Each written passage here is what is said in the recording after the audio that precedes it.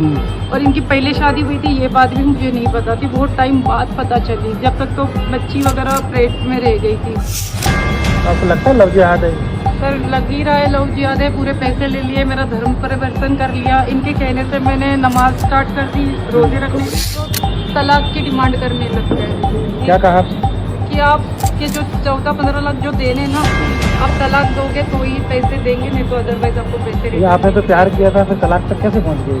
Sir ये पैसों के खातिर ही हुआ है, मैंने तो कोई तलाक नहीं मांगा था इनसे। आपको लगता है लव जिहाद है? सर लग ही रहा है लव जिहाद है, पूरे पैसे ले लिए, मेरा धर्म परिवर्तन कर लिया, इनके कहने से मैंने नमाज स्टार्ट कर दी, रोजे रखने स्टार्ट कर दिए, और बुरखा भी पहनाने बोला, मैंने कोई बात नहीं, इसकी भी हरगिज़ नहीं करी कि कोई बात नहीं, उनके धर्म में जैसे रहते हैं वैसे रहूँगी, लेकिन उसके बाद भी अगर मेरे पैसे लेने के बाद मुझे इतना मजबूर करेंगे। मेरी किसी का लगातार फ़ोन आ रहा था, मेरे सभी फ़ोनों पे संपर्क साध रही थी, मिलने के लिए कह रही थी, और अपनी कोई बात और कोई पीड़ा है, समस्या है, तो उस बात को कहने के लिए मिलना है, तो मैंने कार्यालय का उनको संपर्क सूत्र दिया कि आप कार्यालय पे आके मिल सकती हैं। और ऐसा नहीं कि ये अकेली एक बच्ची, ऐसी कई बच्चियाँ कई बार पहले भी आ चुकी है, और मुस्लिम बच्चियाँ भी आ चुकी है, इस प्रकार की कई बार समस्याएँ लेता है। ये बच्ची जब आई, रोने लगी और अपनी बात कही, तो सुनकर बड़ा मन में विचार आया कि हम बहुत समय से बात कह रहे हैं कि इस प्रकार के कई जिहाद चल रहे हैं, उन जिहादों में भोले भाले लोग फंस जाते हैं, और फंसने के बाद में जब वो लुट जाते हैं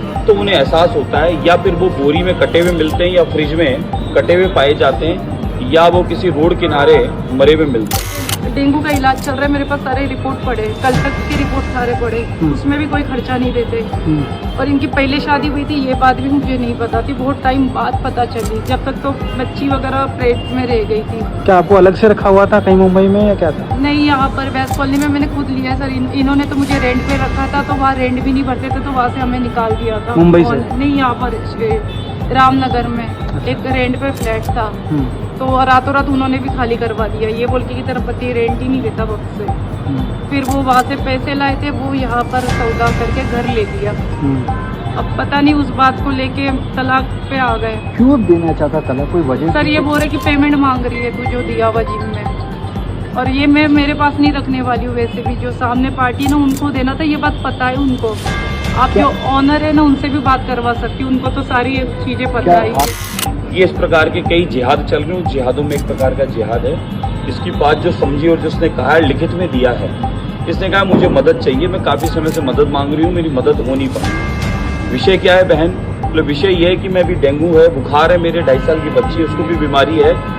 मेरे को एक व्यक्ति जो मुस्लिम समाज से है, नाम था उसका आरिफ अली, क्योंकि ये फिल्म इंडस्ट्री से जुड़ी है, और वह भी कोई जिम और इवेंट से जुड़ा हुआ है। इस बच्ची की उससे मुलाकात हुई जिम के माध्यम से, जिम के ट्रेनर के रूप में इससे मुलाकात हुई, और उसने जिम के माध्यम से इससे दोस्ती की, और दोस्ती करने के बाद में अगर निकाह नहीं करेगी, उसके साथ नहीं रहेगी, तो उसने इसको कहा मैं सुसाइड कर लूँगा, और 3 बार अटेंड भी, और 3 बार उसने ऐसी नौटंकी की कि जैसे नहीं मिली तो मैं पता नहीं क्या कर लूँगा। जो फिल्मों में ऐसा बताते हैं, 2.5 घंटे की फिल्म में जो झूठ बताते हैं, वो झूठ को इसके सामने प्रेजेंट किया। बच्ची ने उस बात पर उससे एक्सेप्ट किया, और इस बच्ची की एक बच्ची जब पेट में आई तब पता चला कि ऑलरेडी वो विवाहित है, शादीशुदा है, जो इसको छुपाकर झूठ बोलकर किया।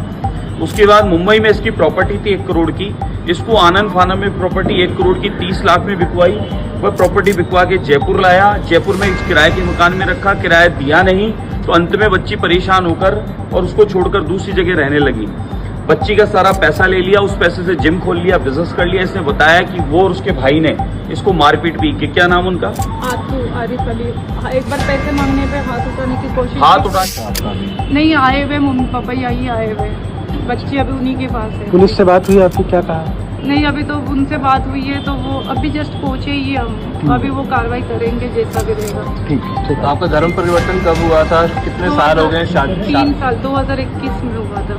तब आपका क्या नाम था? अब आप प्रतिमा, और अभी भी वही नाम है, चेंज ही नहीं कराया था। क्यों नहीं कराया? वो बोले थे कि प्रॉपर्टी का डिस्प्यूट चल रहा है, तो अभी नहीं करा सकते। धर्म चेंज करा दिया, नाम चेंज नहीं नाम करा? चेंज कराना ये तो लव जिहादी है। तो लव जी आज बाल हो गया। मुकुंद जी के कांटेक्ट में कैसे आया? हाँ सर के सर, कांटेक्ट मैंने में ना कैसे आया? गूगल से नंबर निकाला था, और कोई जानकार है मेरे, तो मैंने उनको बताया था कि ऐसे ऐसे नंबर है। पुलिस वाले स्टार्टिंग में जब गई थी शास्त्री नगर, तो उन्होंने मना कर दिया था। मदद कि हम नहीं कर सकते करके। शादी तो से आप तो पहले जाओ, कोर्ट का मामला है, कोर्ट में जाओ।